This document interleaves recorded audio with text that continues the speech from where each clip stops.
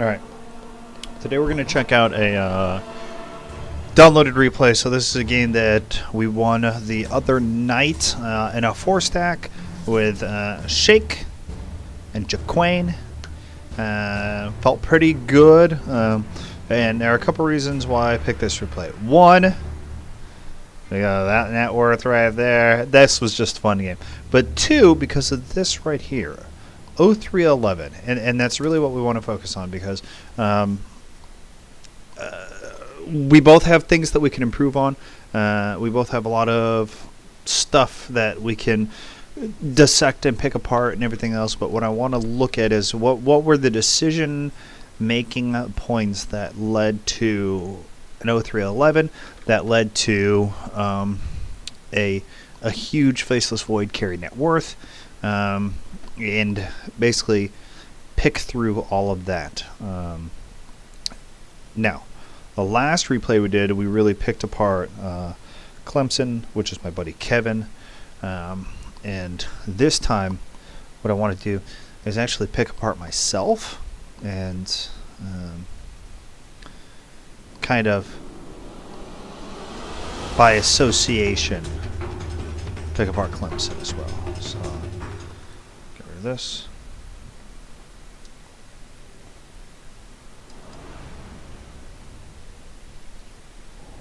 Right to camera. So we're going to start with a free cam. So I didn't buy before the game. We went Magic Wand Rush because in a turbo game we don't have to worry about buying a courier or anything else. So this is what I wanted to talk about first. This is really greedy, like really greedy. I'm about the Quelling Blade already, knowing that I'm going to go for Battle Fury and then a double Mango, double Tango in order to set up. So looking here, we're going to be a Dragonlance, Dragonite, Bat, Tusk here. So let's go to player perspective. Switch over. So firstly, we're looking at the Ogre's camera. Looks really good. Time is money. I'm doing a very similar thing. I was meant to have this. Both moving back in the lane, so we're pretty comfortable. There's of course some scrimmaging bot. We were able to get 3 runes right off the bat. First blood. So one thing I did is kind of after getting into lane, I kind of realized that I don't really need this. So the first thing I want to say is your camera position is a lot better. Again, we can probably center it a little bit. At this point, I'm kind of nervous. I did get my bash first, which is again a very greedy thing to do. And I remember us just talking about, you know, Bat Rider's a hero that you haven't dealt with before. So we're focusing on fire. And I remember trying to watch this battle, but the creeps are going everywhere. I'm trying to last hit and ensure we get some stuff. And this part you communicated well about reconnecting. You're using... I kind of disagree with using Fire Blast to harass as opposed to just saving your money for decay, because if we look here, Fire Blast does 55 damage. 55 damage for 75 of your mana. Or in this case, this does 26 times 5, which is 130 damage for 90 mana. 75 mana for 55 damage, 190. And so now you have to resort to using a Clarity, but having that canceled. Meanwhile, so I'm just trying to like chase down last hits as these guys run all over the place. So I'm going to actually keep this mouse off screen here, at least for a minute. And trying to look at kind of these concerns. Do go the fast ring in order to really build up regen. I just remember how concerning it was to have my health going down that fast.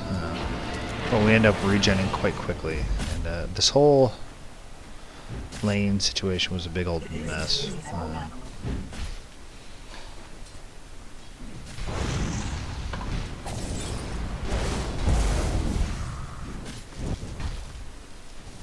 remember calling for, hey, just hit this guy, hit this guy, hit this guy. So now you start trading. Looks really good. I told you I was going to chase, loop around the bottom. And if I remember right, we're able to do a good job. Again, here,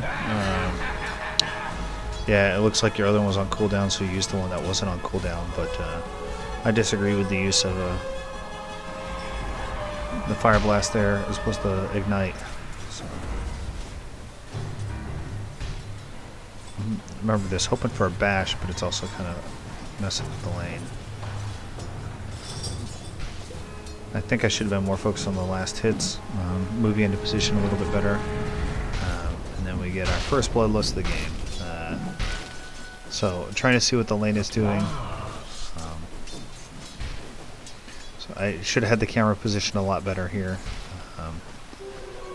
And I do remember being okay with kind of setting this up for a push situation here. I didn't want to dive in this case because with him setting fire to all of our creeps, I just don't remember. I guess I remember not being that comfortable with diving. In hindsight, I think I did share some tangos, but having the double tangos set up for our greedy offlane, considering I picked really greedy items, I'm pretty okay with now. Maxing out Bass first in order to maximize my damage inside of Chronosphere. And in hindsight, I think I should have been a little more aggressive at harassing. I mean, okay. I don't remember missing that. I remember going forward with that one. I should have been a little more, harassing, hitting these guys a lot more, especially like we got a level 2 Tusk there. At least he was for a minute. He just now got level 3. And you and I are both 5 and 6 respectively because we focused on staying in lane and really getting what we could. And here we go with the ignite first. So now we're out of mana. If we did fight, you wouldn't have the stun. I think we should have done there is the what is it called? The flame break. Okay.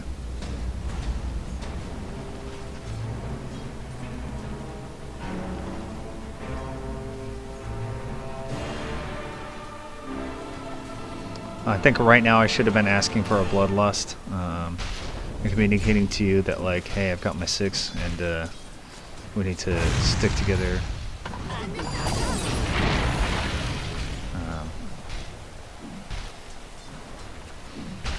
If I remember right, I don't remember being especially interested in going on the Tusk, as opposed to a target like the Bat Rider. That being said, still no bloodlust. It looks like you're going to go grab the runes, which is good because it doesn't look like they're in position. And you should be getting there just after the rune spawn. And I should be getting all these last hits that I'm not, because I'm busy leveling up. So, yeah, that's kind of my... And now I initiate... I think that was just lucky. Once again, we did decide to go for the...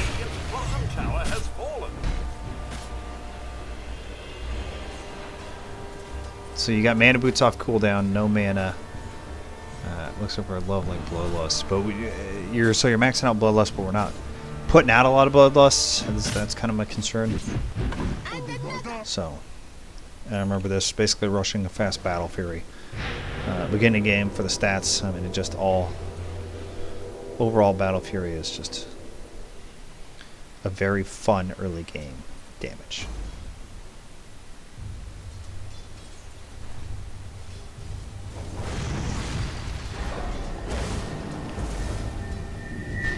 And now we have initiation, kind of a two-pronged. I'm getting pulled. I'm not worried about it because I can time walk it out, but it's saving it to basically get in a position to chase the Tusk. So that's basically an easy walk up and kill. And the concern is they give actually a surprisingly small amount of money because we're 7k ahead at 7 minutes, which is huge. 1k a minute is basically unrecoverable if you get past 10 or 12k. So here's the Bloodlust, a little bit late, but I think you're having mana problems. Well, you have mana problems, but it looks like you haven't fired the Arcane Boots yet. And we're still using your level 1 Fire Blast to harass as opposed to your level 4, which does 400 damage. We're using the 55 damage Fire Blast and hoping for a multicast. So I think the big focus is we can increase our DPS. It looks like I was checking mid, the possibility of fighting now that we have our Battle Fury, but my concern is we don't have Chronosphere. So I got Chronosphere in about 5 seconds. Looks like we're pushing. Bloodlust. There it goes. I was like, as I said it, you did it. That's pretty amazing.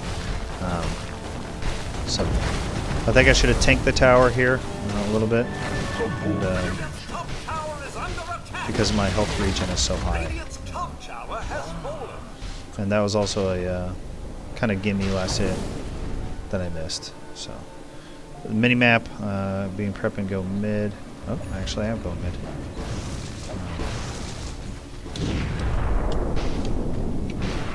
Once again, I think it'd be great if I had a Bloodlust before teleporting. That was my mistake not to ask for that from you. And that guy ended up tanking a tower, so here he turns on you, and it ends up being really good for us, but we're not going to dive the tower. Once again, Bloodlust. What level is your Bloodlust? Still level 3. Okay. So at this point I decided to start getting flexible, investigating some other stuff, knowing that we weren't going to be really in a position to push the enemy tower. As for why I didn't go for Mask Menace here, but instead of going for Yasha, I think I was sitting here and being like, I want attack speed, so I'm going to get a Agi item.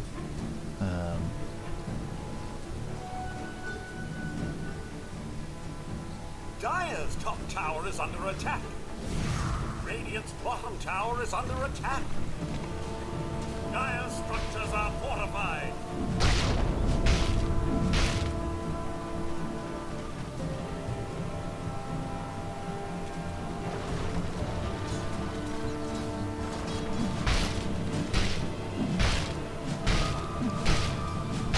Okay, watch me last hit some creeps. They're very fun and interesting.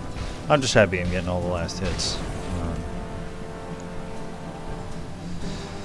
So pushing this out. Now the concern is, okay, I'm pushing this out, but for what? I feel like I'm really only just trying to get isolated farm, as opposed to looking at a place where I can be the most impact, and pushing this in when... So here I saw this courier, and I saw the courier double back right as it flew past me. So I knew that some invisible hero was here, being Ricky. So I'm shifting over to mid, knowing that there's going to be some sort of initiation in the fight. Once again, Bloodlusts. We're very obviously starting to fight, and now I'm trying to be like, hey team, we have an opportunity to kill. And, it worked, but I would say that it's probably not optimized. And now I call to basically go after the real Spectre illusion. Hope. Basically, I'm just hoping for bashes. There's my Bloodlust, and as you can see, the damage output for the two of us combined is huge. Now, don't get a chance. It doesn't look like we got, once again, your Ignite off, which is your highest damage value spell. We bought a Ghost Scepter, which is good. So let's talk about Ghost Scepter really quick. So what a Ghost Scepter does is, for 4 seconds, you become immune to physical damage, which is good if you're getting attacked with physical damage. But you get more affected by magical damage. So, for example, this guy here, who has a Firefly, damage type is magical. You can see in the second line from the top there. that will do more damage to you if you use your Ghost Scepter and you're just kind of standing there tanking it. So, just FYI, this is how this works.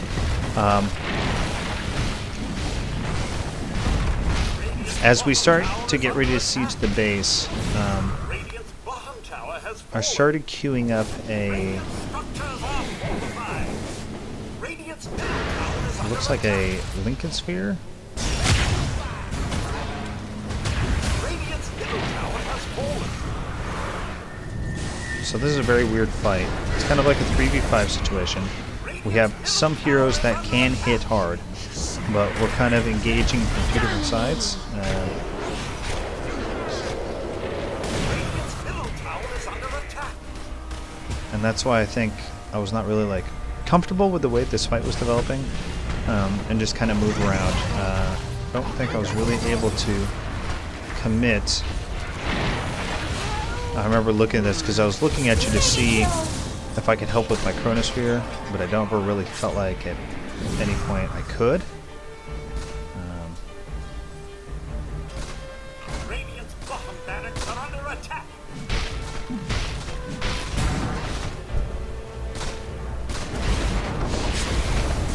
Radiant's bottom barracks have fallen. I guess I could have helped him. Mega kill! Suffer the ravages of time. An end of an age. Yeah, I want to go back and look at that.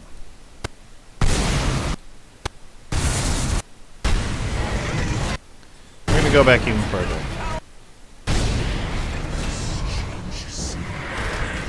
So at this point, our team actually initiates. I'm trying to keep myself alive, but I have a Chronosphere for a few seconds. I think knowing that I just flew out those two items, one is a pretty heavy damage item, the other is a pretty heavy regen item. I should have immediately eaten these two mangoes so that it delivers directly to my inventory. Instead, I'm in this fight and I'm trying to mess around. Big concerns are that Radiant's bottom barracks are under attack. like right there, I feel like I could have. Bottom barracks are under attack. Here we go. I got this on cooldown. I'm trying to deal with all this. Bat Rider comes up and four stabs me, and my instinct is to run away. When in actuality, if I had recentered my camera left a little bit more, I could have done that. I moved the camera upwards, knowing that I was low health, and kind of left this guy. But my concern was with how much health I have left, for the Bat Rider to come up with his fire. Let's look at it. Right here. He comes here.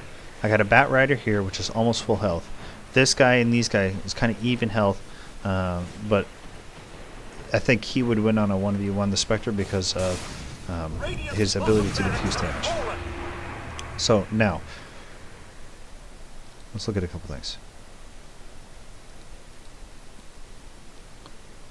That's what Spectre has. That's what Sniper has. That's what Bat Rider has. So looking at this moment, I could have gone toe-to-toe and maybe used my Chronosphere. I chose to run knowing that there was a Bat Rider off the left side of the screen and knowing that I did not have my Lincoln's Sphere done yet. Like, I don't think that this is a fight we need to fight through till the end because we've already taken both barracks, and I feel like it would be okay even now to withdraw. Now, to give up our Sniper, which is one of our heavier farmed heroes, I don't know about that. But he loses the fight. I decide to reinitiate here with the Chronosphere, knowing that it would zone. Mega kill! Able to get the one kill, but immediately then have to move out. And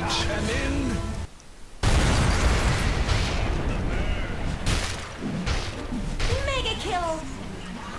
Time Walk on cooldown. Plenty of mana, no concerns. I decide to walk 2, 3. I tried to do 4 seconds of walking with time before initiating my time walk. Let's see where the tusk is.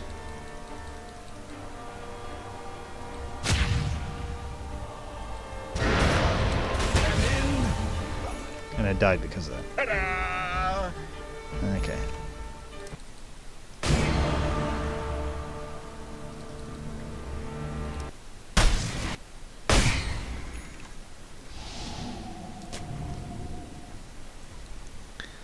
So you warded there. I'm surprised actually nobody was interested in that ward. If I'd have known how many Shadow Blades they had, I probably would have recommended that we get up more defensive wards.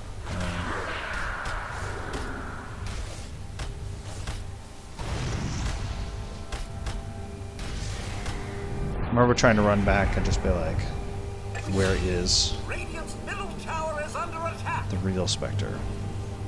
It looks like they're getting set up to defend. They're trying to push out bot, but of course it keeps pushing in because of the type scrapes. Here we're having a lesson in warding. Chose the aggressive ward there because the enemy is going to want to try and push up the bottom lane. We could probably go high ground, but it actually wasn't safe to move into position to look at the high ground. And then what we're going to actually do right now is use the hole that we've already punched in the enemy base to push in. So we got to do a couple things. I'm telling you, anywhere. Put a ward anywhere. Yep, that's great.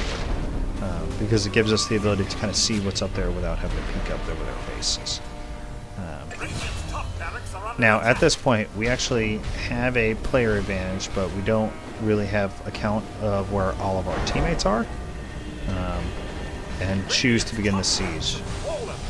So, I call for the siege.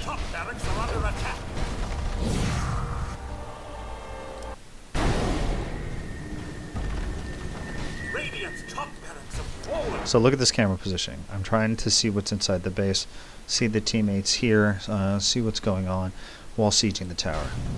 You multicast me, by the way. Triple, awesome, thank you. I'm hitting a tower. Right here is my concern.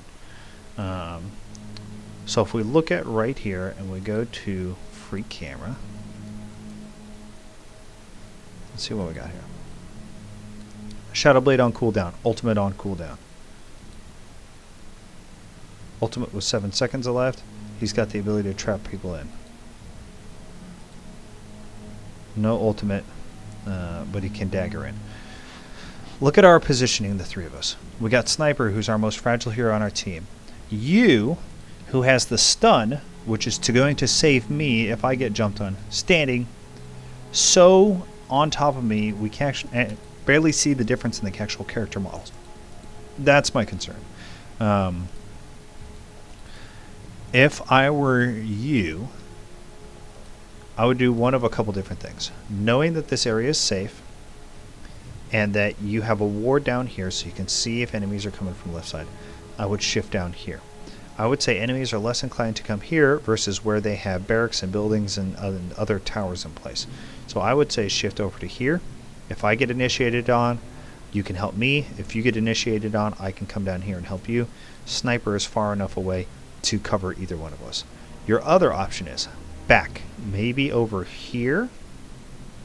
Okay, knowing that Sniper is moving right, so that, again, same thing happens. I get initiated on. You can stun. You can throw out your ignite. You can basically do anything to do anything. Now, as you can see right here, they're starting to move into position because they can see 1, 2 of us right next to each other. They have a ward here that allows them to see him, which we're about to learn about. And the reason they're targeting the backlines is because he does the most damage but has the least health. He's got 800 health right now, meaning if he hits, this does 350% of, basically the guy's got 160 damage times 350 is almost 500. So in one hit, he could take him down to almost all of his health. This guy's initiating as well. He's got all of his spells and his armlet. And our positioning is basically that we're pushed up, focused on this tower. and leaving the back lines vulnerable. Whereas if we stagger, kind of checkerboard style, on 2 opposing spaces and then him off to the right, we can kind of create this triangle of safety.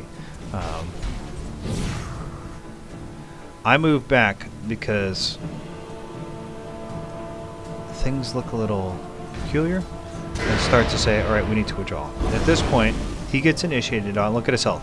His health is already down to 400. So I have about 1 second to cast this before the sniper goes, and he's dead. Because of this, I caught you in the chronosphere, which is my fault. I could have placed the chronosphere more to the right and down, but my concern was trying to get the bubble down over the top of the sniper in order to prevent anybody else from initiating. Now we got a Ricky coming in too. Right here, you look like you used your thing, but ran right. So I do not enough damage to either one of these.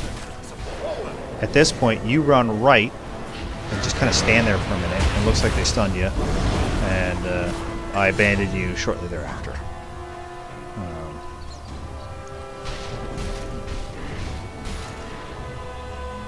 So at this point, as I should, start farming. Radiant's middle tower has fallen. See, or bounty. Time is money. I wonder if the other bounty's up. And the reason I start moving around the whole map is because I'm not as worried about the enemy team. Like, they're not going to be able to come out of their base. I still want to increase my attack speed. And I think at this point, yep, I'm interested in seeing what this goes to. Now, communicating with you over mic, I know that you've got 2 seconds up. And frankly, I know that the entire enemy team is up as well. But I know that all 3 of our lanes, look at the equilibrium. This lane is meeting here on their half of the map. This lane is pushing in here. So in order for anyone to check, they're actually going to have to walk past the lane.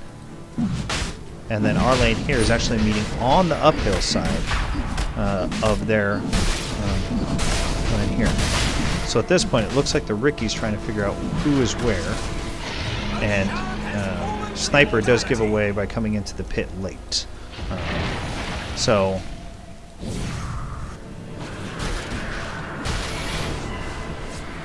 we see him initiate in.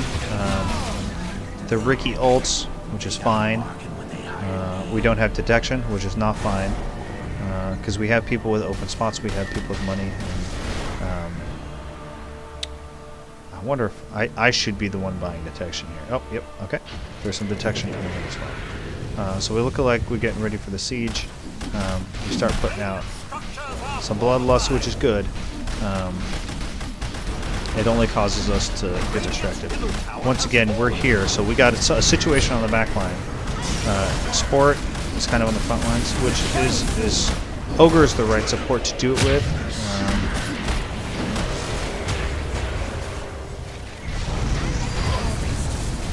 Dominating. Mega kill. Triple kill. Yes.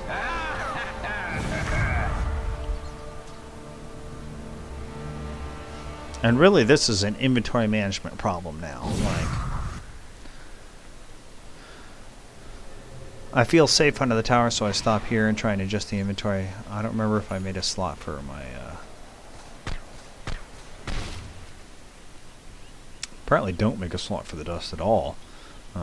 But as of now, it looks like the top lane's pushed in, the bottom lane's pushed in. We're trying to go up and get in position for megas.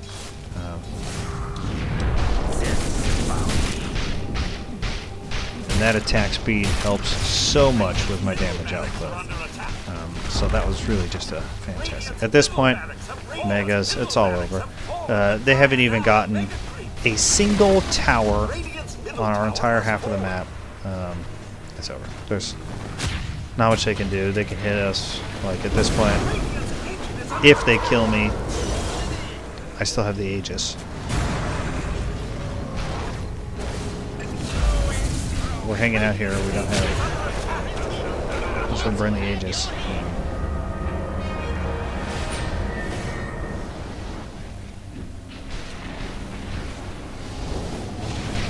Killing spree. Then we can meet the master. face. And at this point, I'm actually just trying to move around fast enough to like catch anyone. Double Literally kill. anyone I'm trying to catch them. Past Radiant's agent is under attack.